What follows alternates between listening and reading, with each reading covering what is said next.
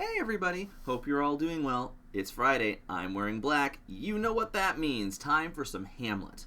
We're looking at what I believe to be one of the best speeches in the play, Oh What a Rogue and Peasant Slave Am I. As always, the monologue is in the description below, so take a moment to pause me, read it, I know it's a long one, and then come on back.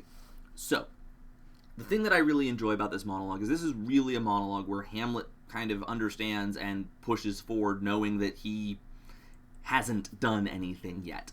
Comparatively to To Be or Not to Be, which we looked at and I made my opinions on very clear, this monologue is really Hamlet. He showcases that he knows he's not done anything. He knows that he needs to push forward and try something. This is the monologue where he comes up with the idea of showing his uncle a murder that looks like his father's in a play. This is the scene that starts the play within the play idea for Hamlet. And it all stems from theater, actually. Because what happens is the players come in, and one of them, Hamlet asks one of them to give a speech that he heard once upon a time, and the player does. And as the player gives this speech, Hamlet suddenly goes, wait a minute, this guy is crying his eyes out. He is he's so worked up emotionally over a fictional character, and yet me, whose father is dead, whose father's spirit has told him how his father died, and that the murderer is still walking free, and in fact is living a much better life now that he's killed Hamlet's father, and he's doing nothing. And so most of this is Hamlet beating up on himself for a little bit for making no progress in doing what he needs to do. And he recognizes it, which is really interesting given this comes before To Be or Not to Be, where To Be or Not to Be being the famous speech that it is, where he does nothing and maintains the doing nothing. So I guess I don't know why this is before To Be or Not to Be, because this really is a catalyst, and just To Be or Not to Be seems to be a step backwards. Anyway, but yeah, this entire speech, the first part of it is he's going on about how this actor... What if this actor, who is already doing such an amazing job embodying the despair over this fake person that he's imagining, what if this actor had the same emotions that he does over the death of his father and how it would, drown the world? He goes on and is like, after saying all of that and complimenting this actor quite highly, he's like, but look at me.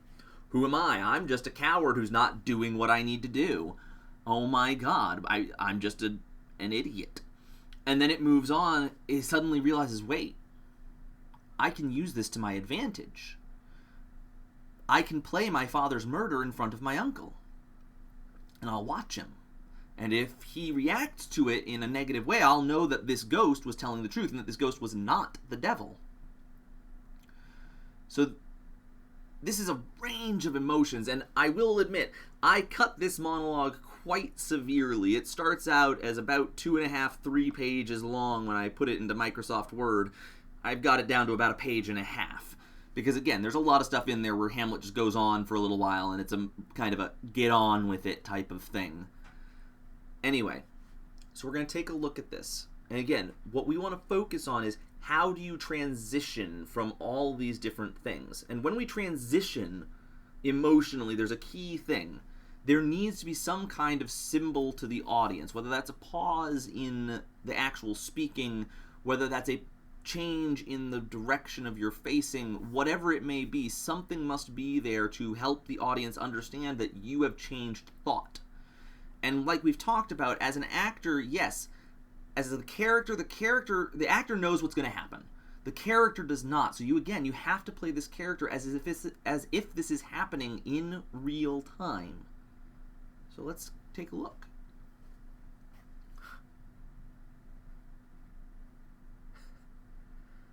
Oh, what a rogue and peasant slave am I. Is it not monstrous that this player here, but in a fiction, a dream of passion, could force his soul so to his own conceit that tears in his eyes, distraction in his aspect, a broken voice, and all for nothing? For Hecuba. What's Hecuba to him, or he to Hecuba, that he should weep for her? What would he do had he the motive and the cue for passion that I have? He would drown the stage with tears, and cleave the general ear with horrid speech, make mad the guilty, and appall the free, confound the ignorant, and amaze indeed the very faculties of eyes and ears.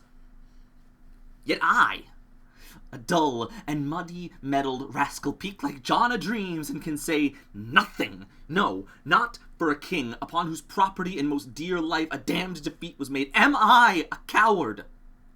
Who calls me villain? Breaks my paid cross? Who does me this, huh? Swoons, I should take it, for it cannot be but I am pigeon-livered and lack gall to make oppression bitter, or ere this I should have fatted all the region's kites with his slaves, awful, bloody, bawdy villain, remorseless, treacherous, lecherous, kindless villain, oh, vengeance!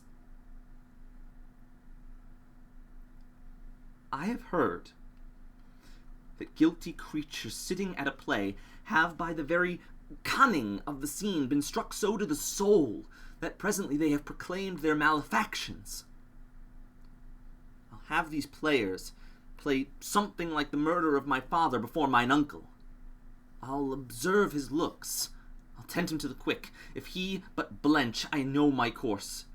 The spirit that I have seen may be a devil, and the devil hath power to assume a pleasing shape. I'll have grounds more relative than this. The play's the thing, wherein I'll catch the conscience of the king. And that is Oh, What a Rogue and Peasant Slave. We'll be back on Monday with a new monologue, and we'll be continuing our new normal schedule, so Tuesdays and Thursdays tech, but we'll be back on Monday with a monologue. Have a lovely weekend. Bye!